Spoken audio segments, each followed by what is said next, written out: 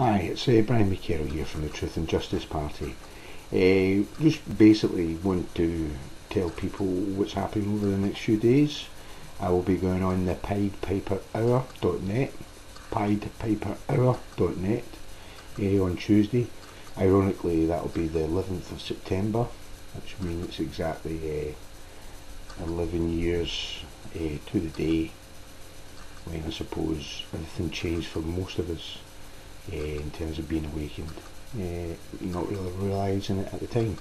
We'll be going on this show to basically start the ball rolling on the Truth and Justice Party going on public air, airing our policies. I'll be discussing some of the background to myself, which I have to do. I want to also emphasise that the Truth and Justice Party is not about me. It may in some respects be initially because I feel like I'm at the head of the ship, but quite soon that will not be the case. I am merely a facilitator, an organiser, a manager to start the critical mass or a chain reaction that will hopefully mean that we can move forward and get rid of this banking system, get rid of the organised criminals, both in terms of the legal side of the organised criminal cabal and their colleagues in the illegal side that run the drugs, gangsters, etc. As you can imagine, this will include also the Masonic structures of society. The structures of Masonics structures are all through the fabric of society. Some of these people are well intentioned, some are good, some are bad, but ultimately they are secret society and therefore cannot be part of the main infrastructure running our countries. When we go on the Pied Piper Hour with Adam, we will be discussing, for example, my own case, several other cases.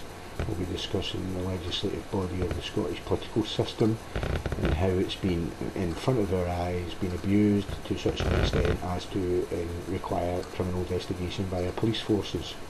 So we'll be announcing this in advance of going back to the police with prima facie evidence, which will, under their own operating manual, that is the Stern manual, require them, unless they themselves wish to be guilty of corruption, failure in duty, to investigate. It won't be for us to preempt the outcome of that investigation, but it's most certainly our right to expect them to initiate such an investigation. So the main purpose for me to go on this radio show is to make sure that everyone knows that Hamilton Police Station, just south of Glasgow, as a regional headquarters, has been made aware, and therefore people then will be watching to see what the police force at Hamilton do. It's as simple as that, ladies and gentlemen, and I think that you should all be aware of it.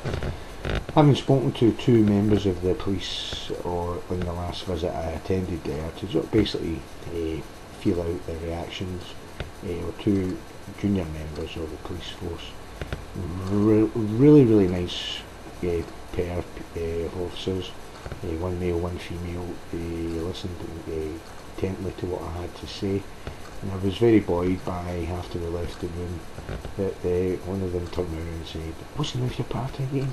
And I told them Truth and Justice, and I'm really hoping that the rank and file of the police are one of my main supporters for many reasons. One, from their point of view, is to get them back where they should be, along with the teachers, the nurses, the firemen.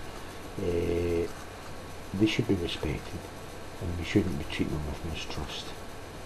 And that should be able to be achieved because people have confidence that when things go wrong, things can be aired without any undue influence being used to deflect from anybody's responsibility, and at the same time give them the due consideration that they're in an odious position when they are executing their duties, which they are. But that is a tough call by any stretch of the imagination, and it has to be respected that they do a tough job. What you find in society is a lot of division being put between us, whether it be male, female, black, white, the public against the police, the public against the teaching profession. We see it all the time. and yet when it's the bankers or the politicians, they are the biggest perpetrators of abuse of public office, and they are the ones that actually coordinate, run and manage and hold to account everyone else. So if they're corrupt, then nothing else can really be expected to sustain any credibility in terms of working within its remit. So I hope you all go and listen to Adam's show. Again, it's the piedpiperhour.net, and we'll be on Tuesday. That's the 11th of September, exactly 11 years since 9/11. I think that's almost ironic, very appropriate, and I hope maybe we'll discuss some of the situations around that event which to this day make no doubt about it, ladies and gentlemen, is the new Pearl Harbor, and hopefully I pray doesn't lead to a third world war. Thank you.